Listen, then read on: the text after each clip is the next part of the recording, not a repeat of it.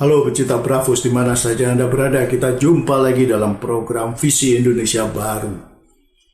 Kali ini kembali menampilkan sebuah webinar yang diselenggarakan oleh KAHMI, Keluarga Alumni Himpunan Mahasiswa Islam, dengan tema Kemandunggalan TNI Rakyat di Masa Perang dan Damai. Para pembicara dalam acara ini semua setuju bahwa kemandunggalan TNI dan rakyat harus dilanjutkan, karena keduanya saling membutuhkan untuk menjaga kedaulatan dan kehormatan Indonesia. Apalagi jumlah prajurit Indonesia pun hanya 500.000. Ini jauh dari cukup untuk menjaga pertahanan dan keamanan Indonesia yang demikian luas. Dan kita juga tahu bahwa Indonesia adalah salah satu negara maritim terbesar di dunia. Romo Muhammad Syafi'i mengungkapkan bahwa TNI harus betul-betul berintegritas agar kemandunggalan dengan rakyat bisa betul-betul berlangsung secara jujur dan tentu saja dalam jangka waktu yang lama.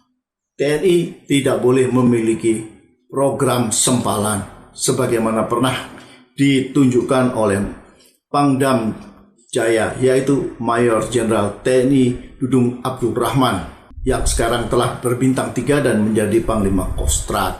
Tontonan tersebut adalah ketika Maijen Dudung mengerahkan pasukan tempur untuk menurunkan baliho-baliho FPI.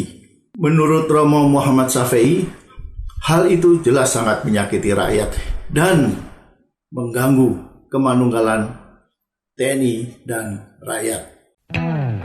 Bravos, your digital radio station.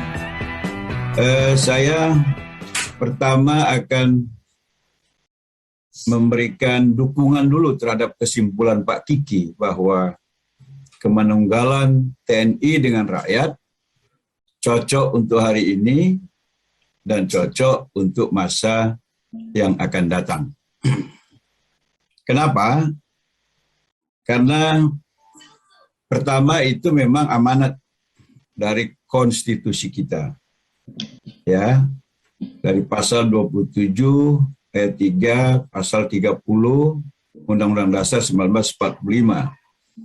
Yang kedua, itu masih dimuat di dalam Undang-Undang Republik Indonesia nomor 34 tahun 2004, bahwa sistem pertahanan kita adalah sistem pertahanan rakyat semesta.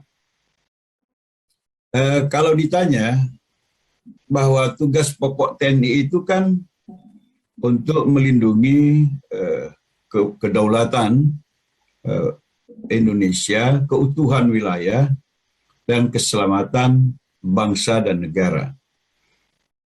Kalau kita melihat secara faktual dengan jumlah luas wilayah Indonesia yang tadi dipaparkan oleh Pak Jenderal Kiki Syahnakri, dibanding dengan jumlah pasukan aktif kita. Kalau saya tidak salah informasi, pasukan aktif kita hari ini kurang lebih 500.000. Bayangkan untuk mengawal 17.000 pulau, ya, Negara Kesatuan Republik Indonesia.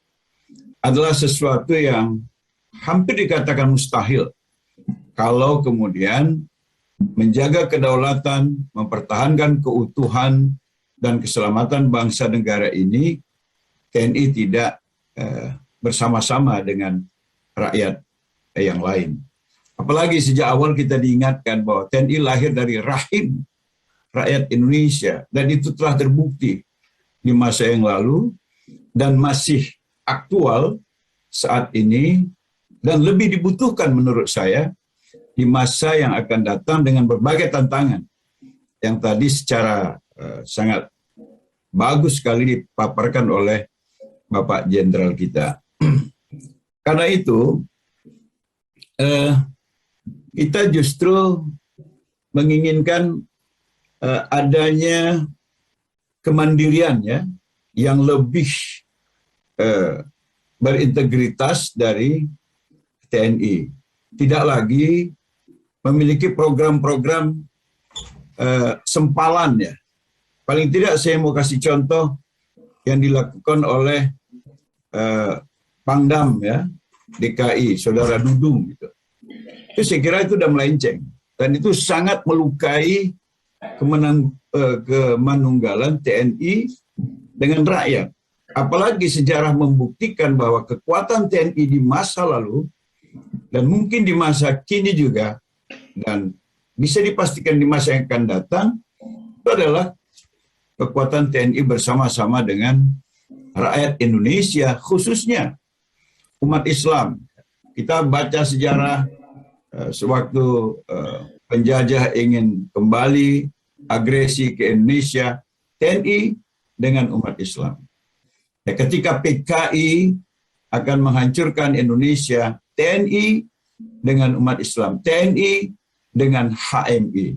Dan biasanya yang menjadi korban dibubarkan dalam masa pancaroba itu organisasi-organisasi Islam seperti Masyumi, seperti HMI, itu selalu menjadi korban. Kenapa? Karena memang kalau dilihat personil, kekuatan TNI kita, mohon maaf, belum jadi kekuatan yang menakutkan ya bagi kekuatan-kekuatan militer negara-negara asing. Saya bahkan pernah mendengar kajian kalau Indonesia melawan Singapura bertahan hanya berapa hari, Indonesia melawan negara-negara canggih hanya bertahan beberapa hari.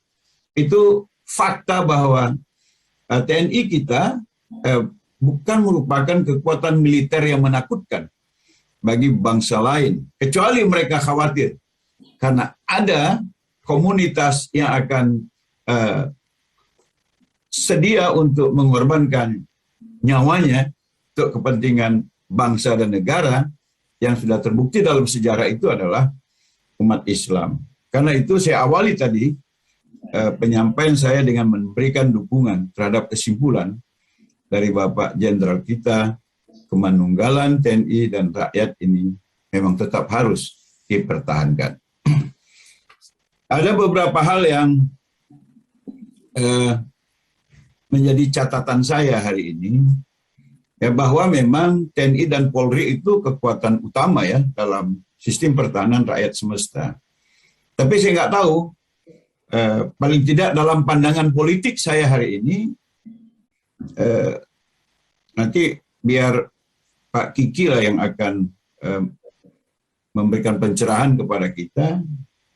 Saya melihat dalam praktek itu yang lebih menonjol hari ini adalah peran polisi ya.